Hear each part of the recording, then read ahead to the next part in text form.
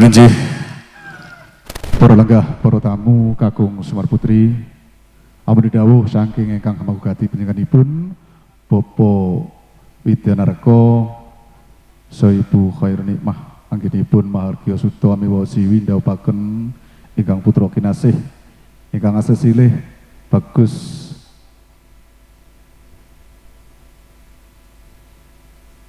Ritwiko Dio Dia Yusuf kalian Nimas Ayu Lulu Pramitasari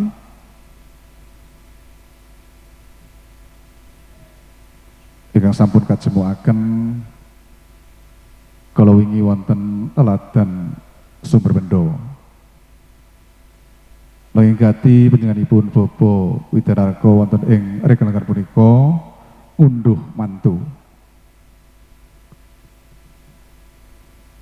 Nggih tinimbalan panjenenganipun ingkang hamugati kula Pradapa Kapetedan Sinaraya ingkang parikedah jejeri minangka pambiwara kanthi mekaten kanthi nyuwun tambahing puja puji donga pangestu dhumateng para rawuh mliginipun dhumateng para sepuh. Mugi keparenga adicara paregan wisudan tali dharma ngunduh mantu kula wiwiti kanthi asesanti mulyaning bawana.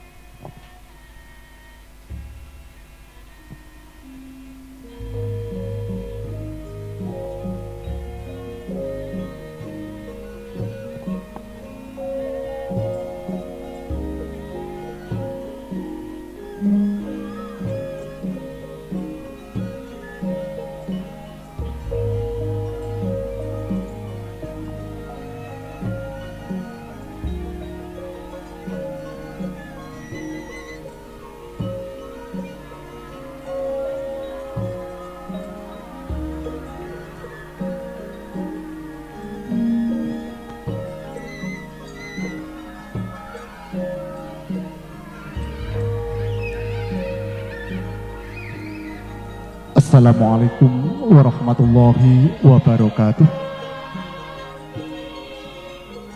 Nugroho awit saking welasipun Gusti ingkang Maha Wilasa kang wus sambabar daya pangariwibawa kabegas warasan saha katentreman ugi tansah kajiwa kasarira panjenengan sedaya dalasan kula wiwah waradin sagung dumadi katur dumateng para pepundhen para pini sepuh-sepuh ingkang langkung mastuti dumateng pepoyaning kautaman ingkang pantes pinundi para pangambating praja para satriyaning nagari ingkang minangka pandham-pandhaming para kawula dasih ingkang satuhu kinurmatan mliginipun ingkang hamanggugati panjenenganipun Bapak Widyanarko dalasan ingkang Ibu Khairul Nikmah dalasan kadang pisan panjenenganipun Bapak Sumaji Ibu Karyati ingkang satuhu bagya mulya.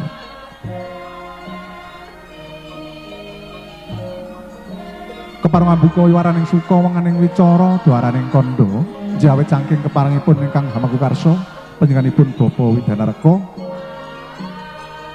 kula Pradapa Kapetedan Sinaraya ingkang parikedahan jejeri minangka pambiwara wonten ing pahargyan ngunduh mantu Bagus Ritwiko Dio Dia Yusuf kalian Nimas Ayu Lulu Pramitasari wonten ing ringkelenggan punika. Nanging saderengipun kula ngaturaken urut rerencening tata adicara ingkang sampun karakit karancang saha katata dening para keluarga. Nurinjih karana cunduk saking kuncaraning bangsa ingkang linambaran agunging Pancasila. Semoga panjenengan sedaya kula dhaharaken manungku puja miwah puji syukur wonten kersa dalem Gusti ingkang Maha Kawasa. Jawet saking lumintuning barokah saha rahmah sarta mambabar daya pangariwibawa ingkang tansah tumanduk dhateng para kawula dasih.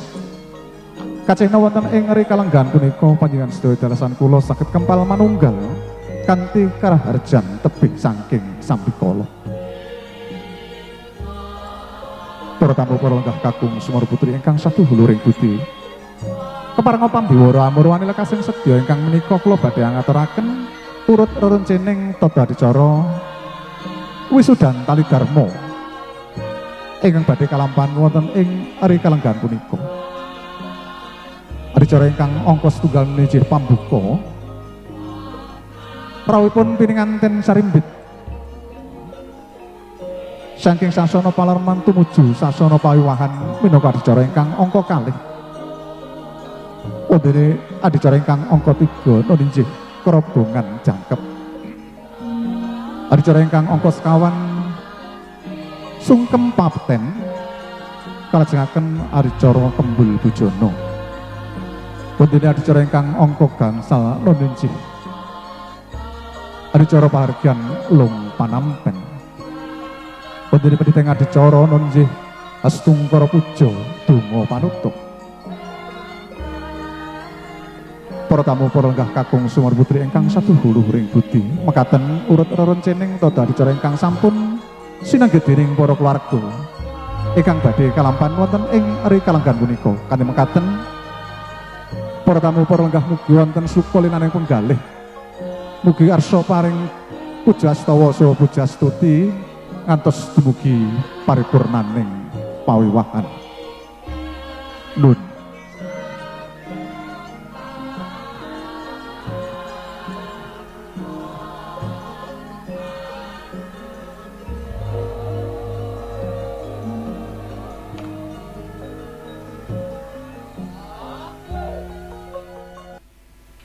Para tamu para lenggah kakung Semar Putih rawuhipun pininganten sarimbit binarung ungeling ladrang boyong penganten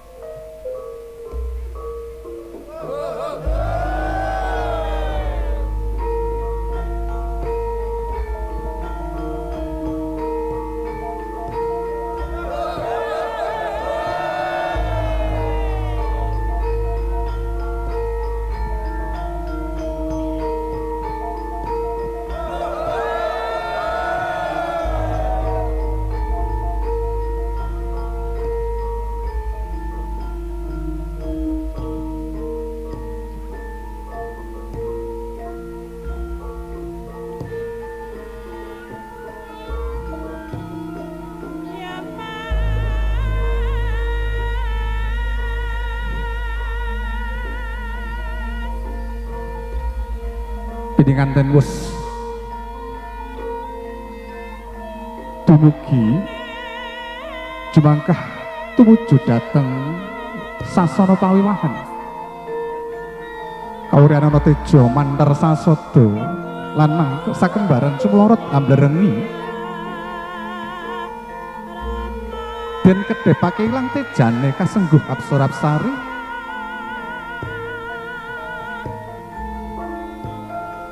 Apsara-Apsari ing kadewatan ingkang turun ing Madyapada arsa andum kabagyan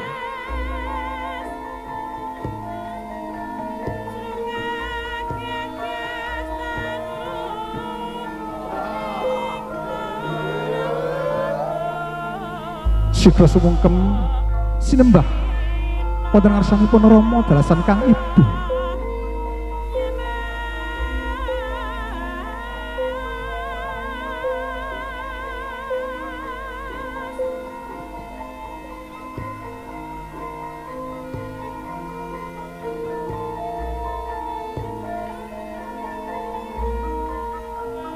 sigra pinanganten pinaringan unjukan ingkang mijil saking sari-sarining toya klapa ya toya wening ingkang ngemu pralampita mugi pinanganten sarimbit anggenipun mangun bebrayan agung tansah manggih weninging cipta miwah meneping kalbu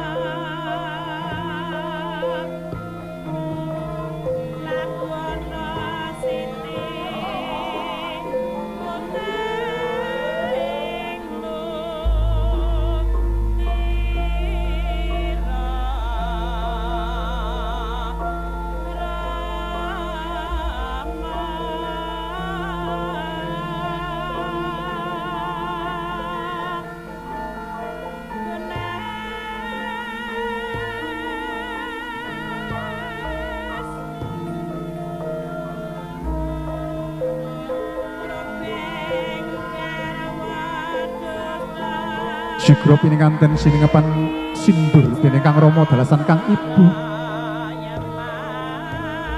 Sindur ingkang warni rekta miwah seta ngemu pralampita bilih pininganten ugi anggenipun mangun bebren tansah hanengenaken ing bebener. Wani marang bebener wedi marang kanista.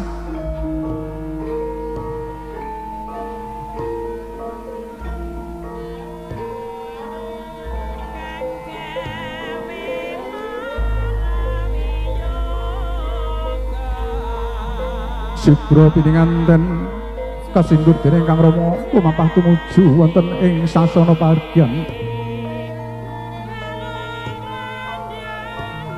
London anggenipun lumampah tansah nengenaken ing reh pangatos-atos ing ngarsa sun tulodo ing madya mangun karsa. Pandene Kang Ibu tansah tutwuri handayani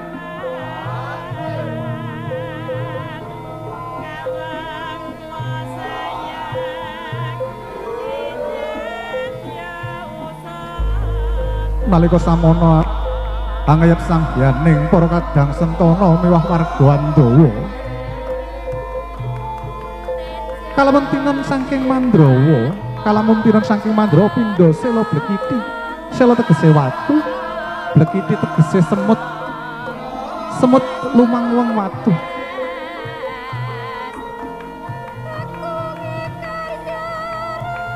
Londonan dene ora lumampah. Gegandengan asta datan pisah. Pasuryan sumurang gilar-gilar. Kastara sumringah ingkang niku minangka tandha yekti kalamun bingaing manah tindak singa malupa lembian merak kasimperya angga jauling prapta madyaning sasana wiwaha kagiat Kang Apindo Sita Resmi nenggih sekaring pawiwahan ngawuningani para tamu kang wis kebak amblabar hangebeki jroning sasana wiwaha kadyan doyong-doyongna pancak sujining pandhapi miwah bale winangun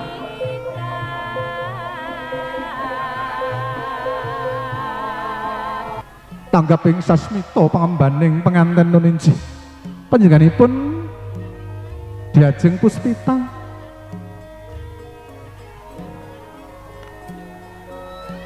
arsa mratisaken upacara kerobongan.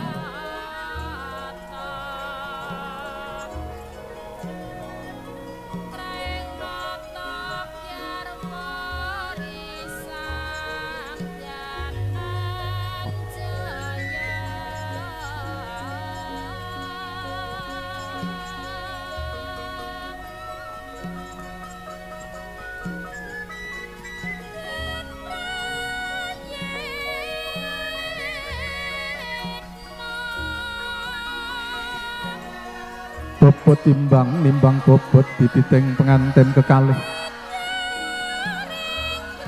Bobot timbang ngemu suraos pilih boten beda-bedaken antawisipun putra mantu kalian putra piyambak sedaya badhe kawengku.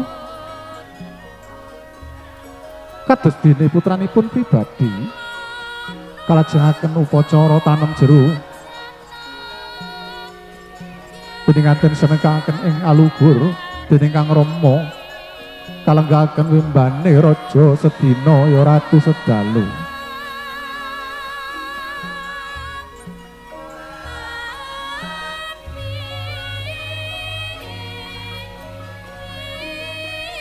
Paripurna upacara tanem jero sigra kalajengaken upacara kacar kucur. Kacar kucur, kacar kucur. Tuna sata badisana wong liya dadi sadulur makarya lancar rejeki mancur. Kacar kucur ngemu pasemon bilih penganten kakung Kang Mesdiyo paring guna kaya kang awujud beras kawak kacang kawak adele kawak kacampur arto recehan jring kasuntak wonten ing pangkonipun pininganten putri Nuninjini Mas Ayu Lulu.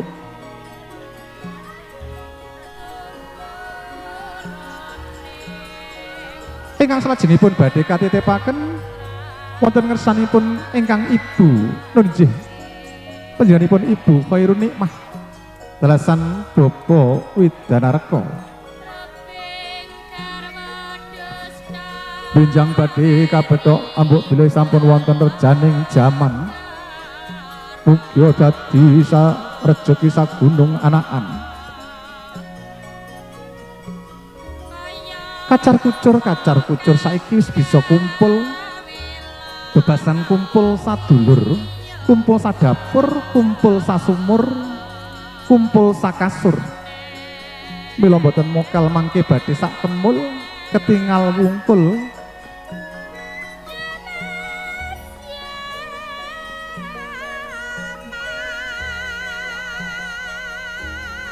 Paripurna upacara kacar kucur sigra kalajengaken upacara dahar buga jenar manca warna ya sekul klimah.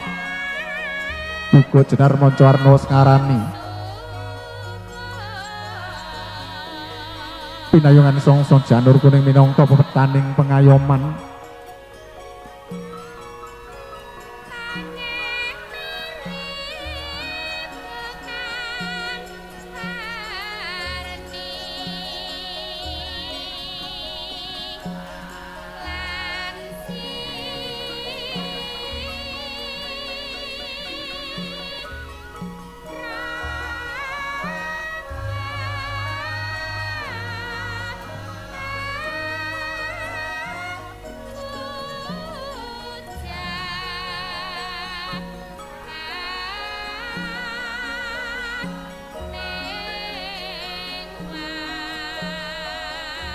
Dahar buga cenar ngemu pralampita bilih pininganten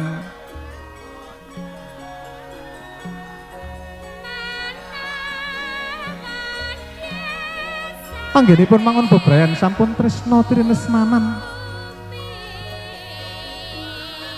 sampun sih sinisian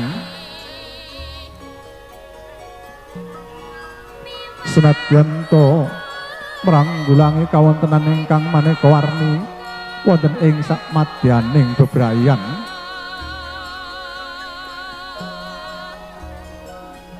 sabaya mulya sabaya mukti lara lapa sami-sami dipun lampahi paripurna dahar buka jenar pininganten kaparingan unjukan toya wening ingkang mijil saking toyanipun degan kandel ijo munjuk dayaning ngemu panayampita utawi pangajab mugi penganten sarimbit anggenipun lelomban wonten ing samudraning bebrayan agung mugi tansah manggih weninging cipta miwah meneping kalbu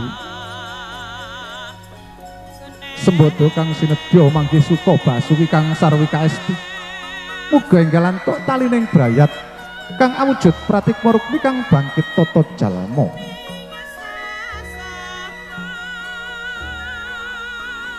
Jih para tamu berlengkah kakung saha putri mekaten upacara kerobokan sampun paripurna kadang mekaten tumapaking adicara ingkang salajengipun injih pisan mertui utawi tilik nitik bis.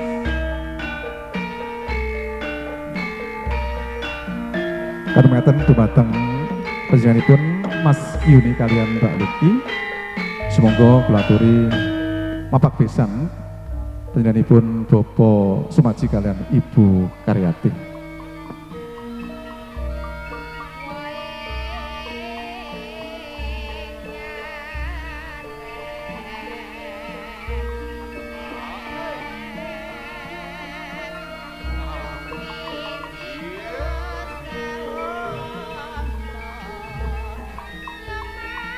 Cih, monggo.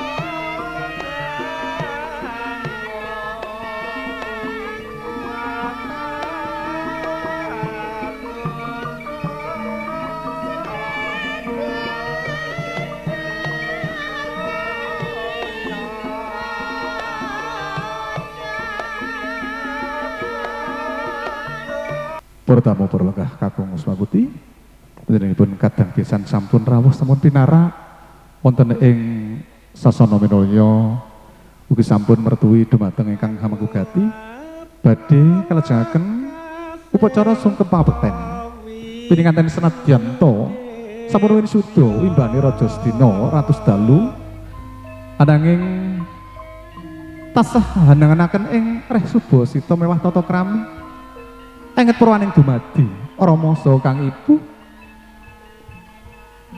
ingkang sampun hanggula wentah awit alit ngantos tumekaning diwasa kadang-kadang daya pininganten sarimpit arsa sumungkem hangraras padha wonten ngersanipun Kang Rama dalasan Kang Ibu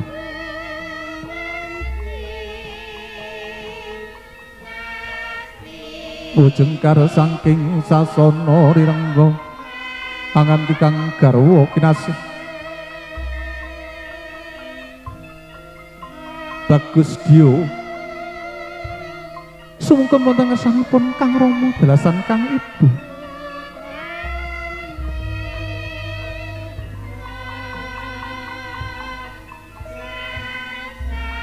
Sukra tumungkul amari keluyaya konjem ing bantala wadanane pengantin sarbit tangkeping asta sumungkem ring jengku Rama dalasan Kang Ibu sinartan aninging cipta rumasuk ing sanubar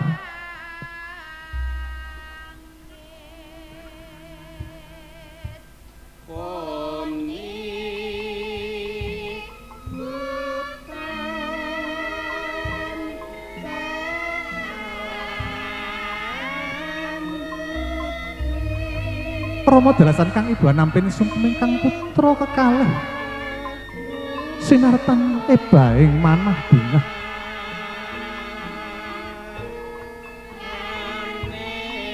saka kumlawe astane hangelus-elus pamedanganipun pininganten wini-wirek maneh kanthi kebak ing sutrisna asih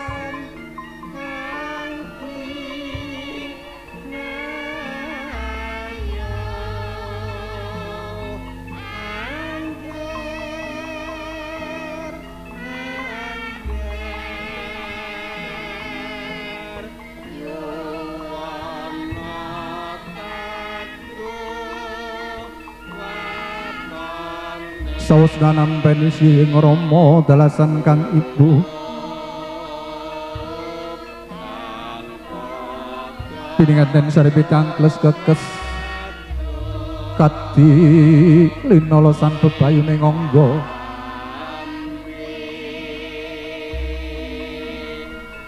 kembeng-kembeng wadanane brel mijil ingkang waspa yang cinandra kadhi mutiara dirinonce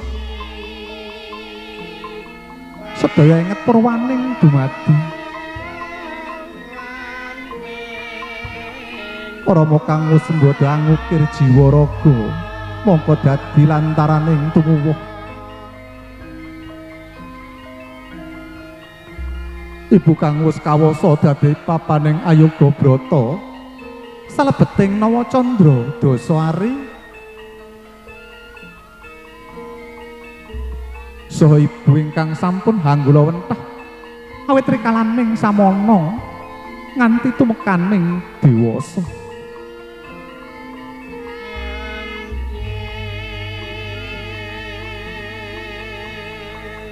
Rama dalasan ibu nampi sugeng ingkang putra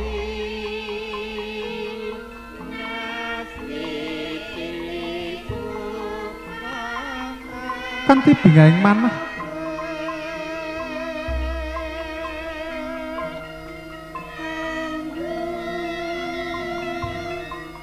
yen dinuwa datan kuwawa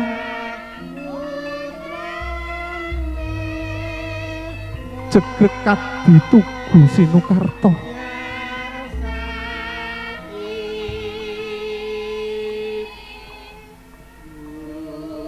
tansah sembada Kang Sinedya manggiya suka Basuki Kang Sarwika Esti muga-muga lantuk talining brayat kang awujud pratikma rukmi kang bangkit tata jalma talian ya putra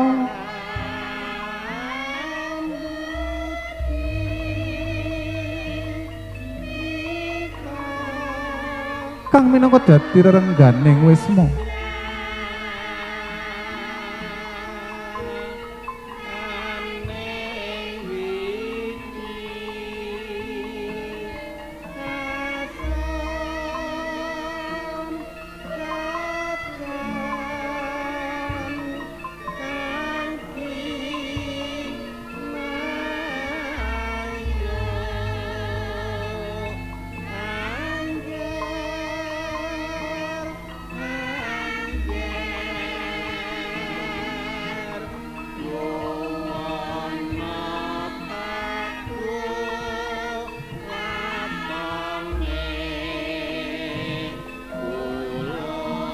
paripurna angraras padha wonten ngersanipun Rama dalasan kang ibu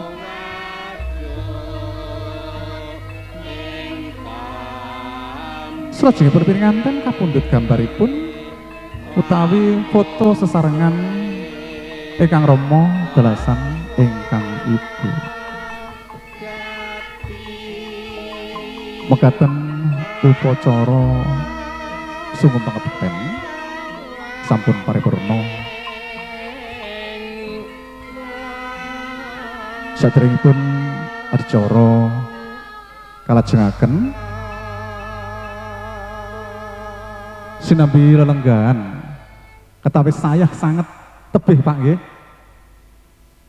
niki wau bidal ngantos jam pinten bidalipun kok dugi mriki jam 1:00 soalipun kula wau awit jam 11 sampun wonten mriki aturipun jam 11 niki wau napa kinten-kinten ya dadak macet dalane apa ngliwati karnaval ngoten nggih